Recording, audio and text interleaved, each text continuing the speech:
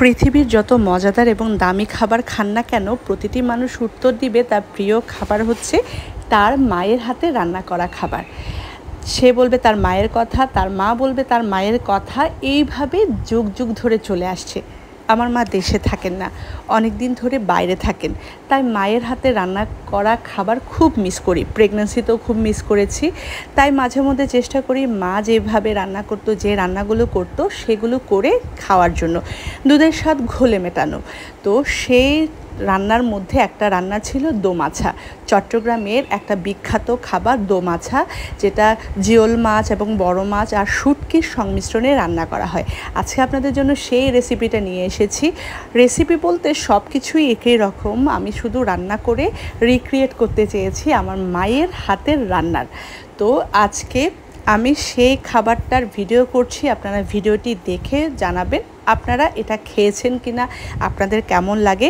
অনেকে শুটকি পছন্দ করে না, তাদের হয়তো এই খাবারটা ভালো লাগবে না।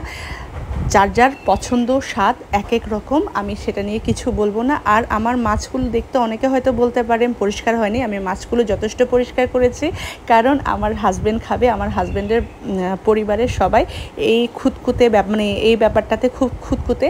তো রান্না শুরু করে দিয়েছি তেলের মধ্যে। আমি এখানে সয়াবিন তেলও দিয়েছি আর সরিষার তেলও দিয়েছি। তো পেঁয়াজ, রসুন, আদা বাটা দিয়েছি, শুটকির গন্ধটা যাতে না থাকে, যেহেতু আমার হাজব্যান্ডরা শুটকি তেমন পছন্দ করে না। তারপরও আমি রান্না করি, মজা হয় বলে খাই, তাদের ভাষ্য। তো রান্না শুরু করে দিয়েছি। একটু এগুলো কষিয়ে তারপর যা যা দিতে হয় সবগুলো দিব। মরিচ, হলুদ, জিরা গুঁড়া, ধনিয়া গুঁড়া। আমার মা কিন্তু জিরা গুঁড়া, ধনিয়া গুঁড়া দিত না, উনি অথেন্টিকভাবে রান্না করতো। বেশিরভাগ সময় উনি রান্না করতো কাঁচামরিচ বেটে। সেই খাবারটার মজা কিন্তু আবার অন্যরকম। সেটা উনি করতো শীতকালে। শীতকালে কাঁচামরিচের তরকারি আমাদের দক্ষিণ চট্টগ্রামের দিকে মানুষজন একটু বেশি পছন্দ করে।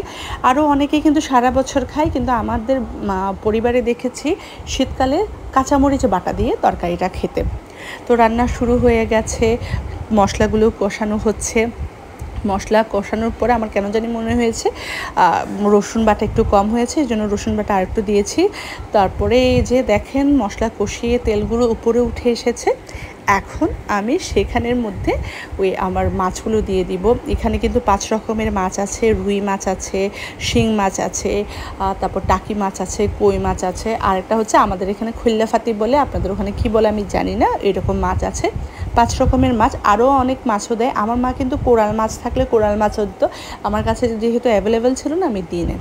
মাছগুলো যখন একটু কষিয়ে উঠবে, একটু রান্না হবে, তখন আমি শুটকিটা দিব। শুটকি কেন পরে দিচ্ছি সেটার কারণ হচ্ছে শুটকি ভেঙে যাওয়ার সম্ভাবনা আছে, এই জন্য শুটকিটা দিচ্ছি। আমি কিন্তু কথা বলার সময় মানে ভয়েসটা দেওয়ার সময় আমার এখনই মুখে জল চলে আসছে, মানে পানি চলে আসছে। তো এখন শুটকিটা দিচ্ছি। শুটকিও কিন্তু 5 রকমের মতো ছিল। পোয়া শুটকি ছিল, ছুরি শুটকি ছিল, চিংড়ি শুটকি ছিল, ময়লা শুটকি ছিল, লইট্টা শুটকি ছিল। তারপর আরও অনেক শুটকি যদি আপনার কাছে থাকে আপনি দিতে পারবেন।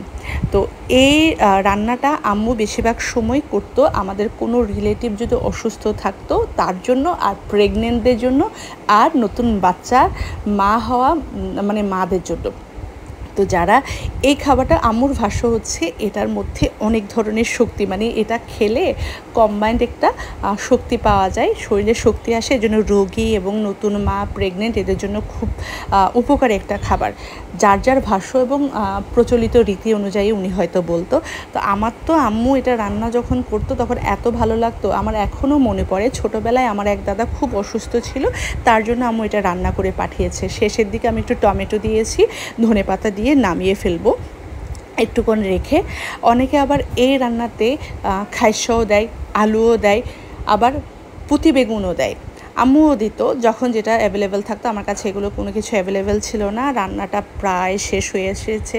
এখন যখন আমি ঢাকনাটা তুলেছি, ঘ্রাণটা যখন মুখে আমার নাকে আসছিল, মনে হচ্ছে এখনই ভাত নিয়ে এখনই খেয়ে ফেলবো। দেখেন কি সুন্দর কালার হয়েছে, দেখতেই আমার মনে হচ্ছে আরেক বাটি ভাত নিয়ে খেয়ে ফেলি। এই যে দেখেন এখানে আমার দোমাছা। আপনারা কখনো খেয়েছেন কিনা, আপনাদের ওখানে রান্না করা হয় কিনা কমেন্ট করে জানাবেন। আল্লাহ হাফেজ।